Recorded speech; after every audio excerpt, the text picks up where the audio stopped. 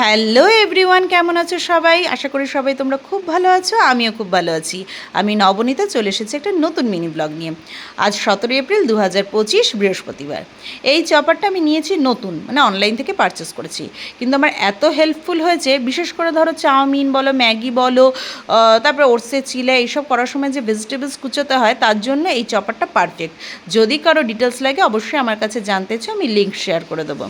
এবার আসি পাবদা মাছের রেসিপি নিয়ে। পাবদা মাছ মানেই জানি আমরা ওই যথাযথ রীতি অনুসারে সর্ষে পোস্ত দিয়ে, সেটা আমার শাশুড়িকেও দেখে এসেছি, আমার মাকেও, আমার ঠাকুমাকে, সবই এক। কিন্তু সেই দিন জানো তো ইউটিউব ঘাঁটতে ঘাঁটতে একটা নতুন ধরনের রেসিপি চোখের সামনে আসে।